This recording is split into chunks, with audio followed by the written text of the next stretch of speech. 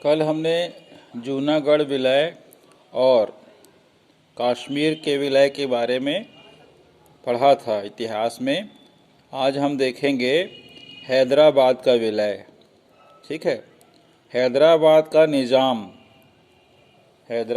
निज़ाम या नवाब या प्रमुख व्यक्ति पाकिस्तान के बहकावे में आकर स्वतंत्र ही रहना चाहता था, परंतु यहाँ की जनता स्वामी दयानंद तीर्थ के नेतृत्व में हैदराबाद का भारत में विलय की मांग कर रही थी। ठीक है, वहाँ पर दो समुदाय आपस में बटे हुए थे। एक मुस्लिम जिसके निजाम थे, वो व्यक्ति कोई, तो वे पाकिस्तान के बहकावे में आकर स्वतंत्र रहना पसंद कर रहे थे, लेकिन वहाँ की जनता भी स्वामी रामानंद तीर्थ के नेतृत्व में चाहती थी कि हैदराबाद का भारत में विलय होना चाहिए। इनकी मांग को दबाने के लिए, आम जनता की मांग को दबाने के लिए, सलाह को दबाने के लिए निजाम द्वारा उन पर अनेक अत्याचार किए गए। अंततः भारतीय सैनिकों द्वारा निजाम के विरुद्ध कार्यवाही शुरू की गई और हैदराबाद रियासत भारत में विलीन हो गया। ठीक है, आप हमसे चर्चा कर सकते हैं कि एकता से क्या लाभ होता है। अब देखिएगा संविधान का निर्माण। ठीक है, संविधान का निर्माण किस प्रकार से हुआ। संविधान जिससे देश को व्यवस्थित रूप से संचालित करने के कुछ नियम की एक पुस्तक कहा जाए या कानून संबंधी एक किताब कही जाए, जिसके आधार पर किसी भी देश का संचालन या उसे चलाने का एक आधार बनता है, उसे संविधान कहते हैं। ठीक है, इसका निर्माण किस प्रकार हुआ, कब हुआ, किसने किया, इसके बारे में इस पैराग्राफ में हम जानेंगे। इस बीच संविधान प्रारूप समिति के अध्यक्ष, संविधान बनाने के लिए एक प्रारूप समिति बनाई गई, जिसके अध्यक्ष हुए भीमराव अंबेडकर, जो पेशे से जाने माने वकील भी थे, कानून के ज्ञाता थे, कानून के जानकार थे।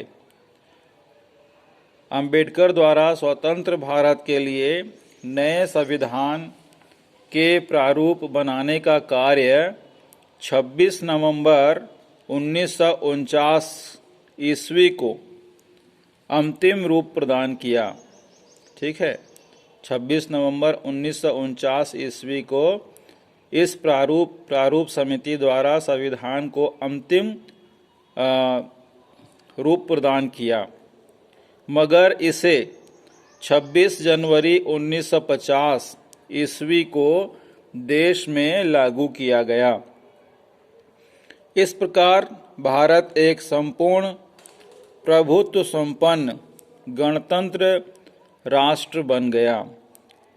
इसलिए तब से यह दिन गणतंत्र दिवस के रूप में आप हम सभी प्रत्येक वर्ष जनवरी की 26 तारीख को मनाते हैं। ठीक है, गणतंत्र दिवस आज के दिन 26 जनवरी के दिन हमारे देश में 1950 को गणतंत्र लागू हुआ था। यह बनकर तैयार कब हो गया था? 26 नवंबर 1949 को। ठीक है, तो ध्यान रखिएगा बनकर कब तैयार हुआ और इसे कब लागू किया, इसे याद रखना जरूरी है। ठीक है, राष्ट्रीय आंदोलन के दौरान भारतीयों ने स्वतंत्रता, समानता, बंधुत्व, मानवता तथा लोकतंत्र के राष्ट्रीय मूल्यों को स्वीकार किया। उन्हें हमारे संविधान में महत्व दिया गया। हमारे संविधान में भारत के सांस्कृतिक मूल्यों के आधार पर नियमों का संकलन किया गया। संकलन मतलब उसे एक क्रम में रखा गया, इकट्ठा करके तैयार किया गया। ठीक है, जिसके अनुसार शासन व्यवस्था को सुचारू रूप से मतलब अच्छे ढंग से चलाया जाता है। हमारे संविधान की अन्य विशेषताओं के बारे में आप नागरिक शास्त्र खंड में विस्तार से पढ़ेंगे। ठीक है, यह तस्वीर है हमारे संविधान प्रारूप समिति के अध्यक्ष की, जिनका नाम है भीमराव अंबेडकर जी, डॉक्टर भीमराव अंबेडकर जी। ठीक है, तो आज आपका यह अध्याय अध्यापन का कार्य पूर्ण होता है। आइए देखते हैं अभ्यास के प्रश्न में क्या हमारी पुस्तिका हमसे पूछ रही है। ठीक है, सबसे पहले खालिस्तान के बारे में हमें बताना है, भरना है। इसमें दिया गया है सत्ता हस्तांतरण संबंधी 3 ब्रिटिश मंत्रियों की समिति को खालिस्तान कहा गया है। ठीक है, तो सबसे पहले हम पढ़े थे अध्याय के शुरुआत में कि सत्ता हस्तांतरण संबंधी 3 ब्रिटिश मंत्रियों की एक समिति गठित की गई थी, जिसका नाम था कैबिनेट मिशन। ठीक है, तो इस खालिस्तान में हम ऐसे भरेंगे, सत्ता हस्तांतरण संबंधी 3 ब्रिटिश मंत्री की समिति को कैबिनेट मिशन कहा गया है। खालिस्तान में क्या आएगा? Cabinet mission. अगला पॉइंट देखेंगे, क्रमांक 2, केंद्र में अंतरिम सरकार का गठन खालिस्तान के नेतृत्व में किया गया या हुआ। ठीक है, तो इसका उत्तर है केंद्र की अंतरिम सरकार का गठन, केंद्र की अर्थात भारत सरकार की अंतरिम सरकार का गठन पंडित जवाहरलाल नेहरू के नेतृत्व में हुआ। खालिस्तान में क्या आएगा? पंडित जवाहरलाल नेहरू। तीसरा पॉइंट देखिएगा, संविधान सभा, ब्रैकेट में लिखा है संविधान निर्मात्री समिति, अर्थात संविधान का निर्माण करने वाली समिति के अध्यक्ष खालिस्तान थे। ठीक है, तो यहाँ पर ध्यान दीजिएगा, संविधान सभा के अध्यक्ष और संविधान प्रारूप समिति के अध्यक्ष दोनों अलग अलग हैं। ठीक है, प्रारूप समिति अलग होती है और निर्मात्री समिति संविधान सभा के अध्यक्ष अलग होते हैं। तो ठीक है, संविधान सभा के अध्यक्ष थे डॉक्टर राजेंद्र प्रसाद। ठीक है, तो इसमें खालिस्तान में क्या आएगा? डॉक्टर राजेंद्र प्रसाद। और प्रारूप समिति के बारे में पूछेगा, प्रारूप समिति के अध्यक्ष कौन थे? तो डॉक्टर भीमराव अंबेडकर आएगा। इस पर विशेष ध्यान देने की जरूरत है, याद रखने की जरूरत है। देखिए, अब चौथा पॉइंट पूछ रहा है, संविधान प्रारूप समिति के अध्यक्ष खालिस्तान थे। तो यहाँ पर हम लिखेंगे डॉक्टर भीमराव अंबेडकर जी थे।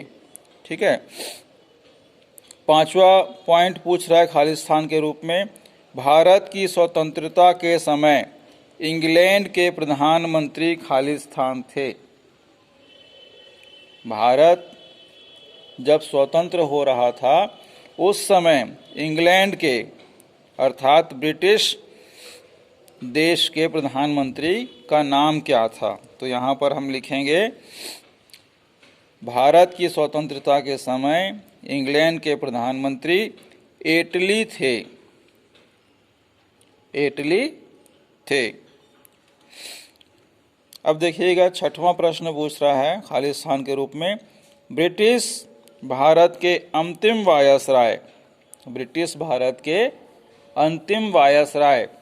ठीक है, आप वायसराय मतलब होता है एक सैनिक अधिकारी जिसके माध्यम से हमारे देश पर शासन किया जा रहा था। तो इसका उत्तर हम इस प्रकार से लिखेंगे, ब्रिटिश भारत के अंतिम viceroy Lord Mountbatten. Lord Mountbatten ये हमारे भारत के अंतिम वायसराय थे, जो ब्रिटिश का एक अधिकारी होता है। ठीक है, अब देखिएगा 7वां खालिस्तान पूछ रहा है, स्वतंत्र भारत के प्रथम गवर्नर जनरल।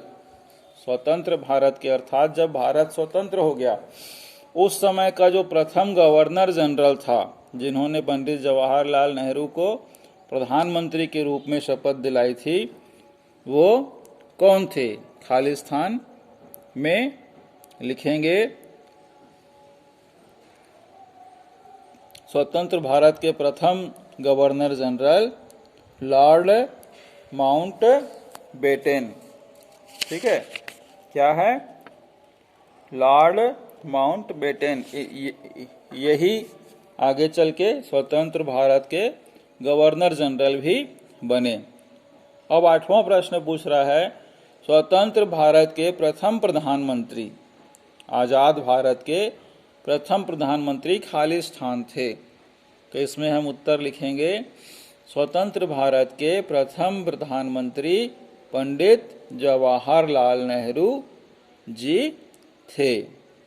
ठीक है, खालिस्तान में अंतिम प्रश्न है 9वां, खालिस्तान को भारत का लौह पुरुष कहा जाता है। तो किस व्यक्ति को हमारे भारत देश का लौह पुरुष के रूप में जानते हैं, उनका नाम यहाँ पर लिखना है। ठीक है, तो लिखेंगे, सरदार वल्लभ भाई पटेल को भारत का लौह पुरुष कहा जाता है। ठीक है, इस प्रकार से आप अपने फेयर कॉपी में खालिस्तान को भर लीजिएगा। अब देखिए दूसरा प्रश्न यहाँ पर पूछ रहा है, सुमेलित कीजिए, अर्थात सही जोड़ी बनाइए। किस जोड़ी का किससे क्या संबंध बनता है? ठीक है, तो यहाँ पर दिया है, सीधी कार्यवाही दिवस, स्वतंत्रता दिवस, संविधान के प्रारूप को अंतिम रूप और गणतंत्र दिवस। ठीक है, तो यहाँ पर उसके ऑप्शन दिए हुए हैं, जरूरी नहीं है कि ये जो सामने दिया है वही सही हो। ठीक है, तो सबसे पहले हम देखेंगे सीधी कार्यवाही दिवस। यहाँ पर